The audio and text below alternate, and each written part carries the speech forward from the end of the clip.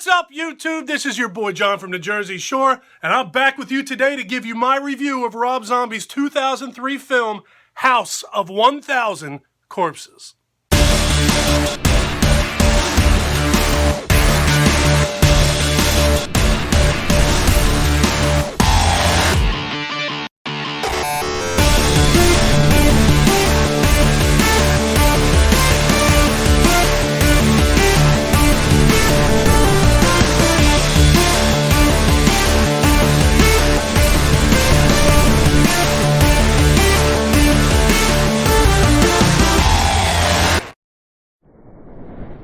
House of 1000 Corpses was written and directed by Rob Zombie, and it was starring Sid Haig, Bill Moseley, and Sheri Moon Zombie.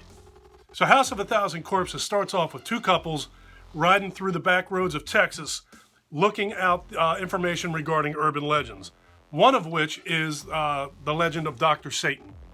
On a really cool side note, one of the guys that's riding around looking to research the urban legends is Chris Hardwick, the guy that we now know for being the host of The Talking Dead, and the other guy is Rainn Wilson, who we know as one of the main characters of The Office.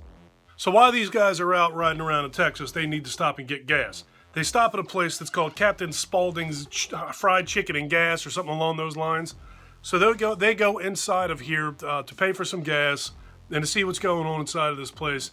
And it's also got a little bit of a horror museum in there. So Chris Hardwick's character goes crazy. He goes out, tells everybody, you got to come in here and see this. They all go inside, and the owner of this establishment is Sid Haig's character, Captain Spalding.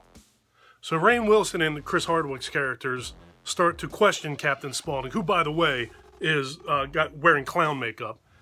They ask him about whether he knows anything about the urban legend of Dr. Satan. He says he knows everything about Dr. Satan, knows the location of where certain events took place, and they wind up convincing him to draw them a map so that they can go out and investigate a little bit further. So our two couples take this map, they go out looking for this Dr. Satan, there's some tree somewhere. They're out driving around in the rain, and they wind up picking up a hitchhiker, which is Rob Zombie's wife, Sheri Moon Zombie. This is her character. Her character's name is Baby. So Baby gets in the car, she's kind of aggressive. They're driving down the road, and all of a sudden they get a flat tire. Car goes down, they can't drive any further. She says, we're in walking distance from my house. My brother's got a tow truck. He'll fix your car. So, one of you come with me. We'll go to the house.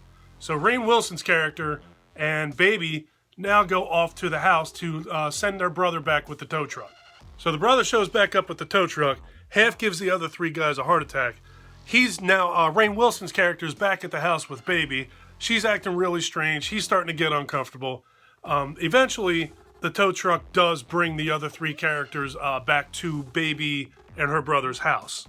Inside of this house is now Baby, her really strange mother, her really, really strange grandfather, her absolutely sadistic evil brother, some really, really tall, freaky looking dude. He looks like he's about 7 feet tall. His name is Tiny.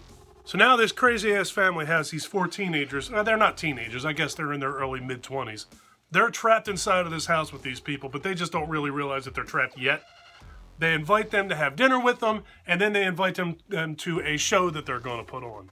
So while Baby is up on stage performing, she's getting a little bit too close for comfort with Rainn Wilson's character, and his character's girlfriend shoves Baby on the ground. Baby jumps up and wants to start a fight. The mother steps in and says, I think it's time for you guys to go. They agree, they all go back out, they get in their car, and they start to drive away in the rain. Unfortunately for our characters, the big iron gate is closed. So Rainn Wilson's character jumps out of the car, goes up to unblock the gate. While this happens, he gets attacked. Chris Hardwick's character gets out of the car, he gets attacked, and the two girls are still stuck in the back seat of this car. Tiny comes to the back window, breaks the window, starts pulling the girls out of the car. So now all the characters are separated in different rooms inside of this house. Now it becomes a battle of survival. Who's going to be able to get out and who will not be able to get out? I don't want to tell you anything more, but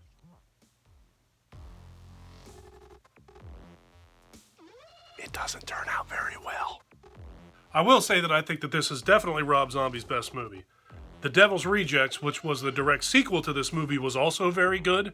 And I also enjoyed Rob Zombie's his take on Halloween. I thought that his version of Halloween was really good. I can't honestly say the same thing about Halloween 2, but House of a Thousand Corpses was definitely his best work. I thought Bill Moseley's character, Otis, was a little bit over the top. I thought his acting was kind of hokey and cheesy. I think that it almost felt like he was trying too hard. I kind of felt the same way about Sheri Moonzombie's character. I thought that her character was okay. She's fantastic to look at.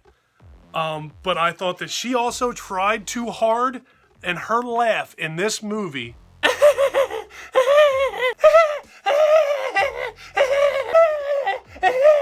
is enough to make you want to scrape your eardrums out with a shrimp fork.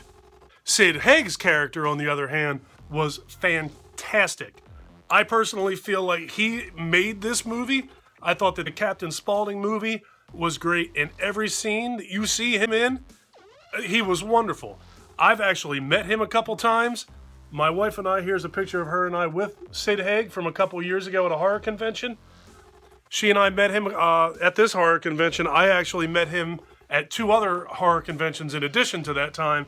And I don't know if he really is like that character, Captain Spaulding, in real life, as far as attitude goes. Obviously, he's not killing people. But he was just a genuinely cool guy.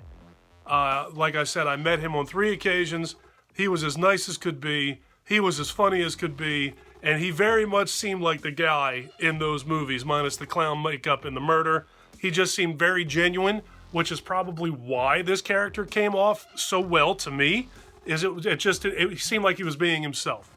He really is what made this movie for me. I mean, overall, I thought this movie was pretty cool. The violence and the gore that was in this movie, I enjoyed. As a horror movie fan, I thought that this was very good. I liked Rob Zombie's writing in this movie.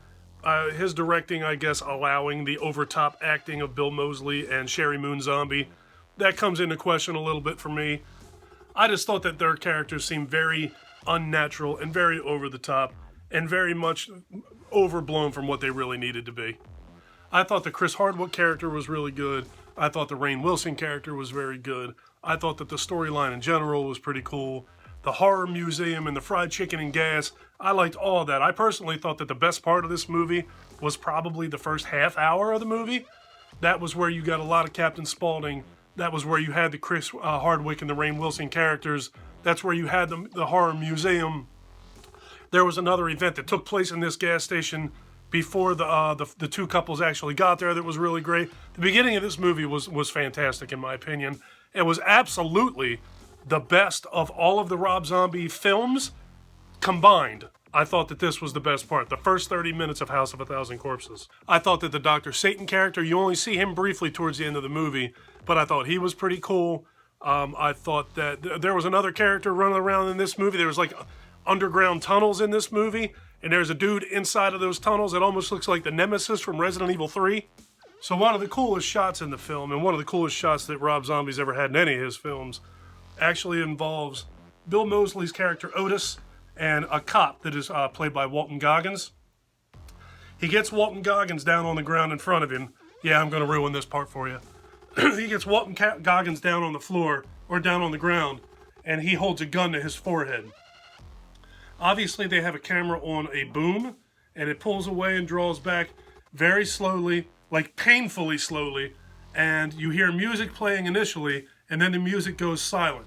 So you have the cop on the ground with his hands behind his head, Otis holding a gun to the cop's forehead, and complete silence. And you're just waiting for him to shoot this cop. And it is so obnoxiously long that you start to wonder if he's going to shoot this cop.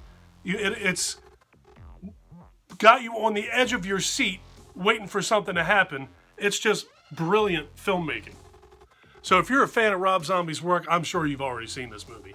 If you really don't know a lot about Rob Zombie, he's a great musician, he's a great artist, he's a great filmmaker, but he makes some really weird crap. This, in my opinion, is hands down the best movie that Rob Zombie ever made, and I strongly suggest that you watch House of a Thousand Corpses. All right, folks, that's going to do it for my review of Rob Zombie's House of a Thousand Corpses. If you liked the video, please give me a thumbs up. If you really liked the video, please subscribe to my channel. I would love for you to go on this journey with me. Take care of yourself, take care of each other, have a kick-ass day, and thank you for watching.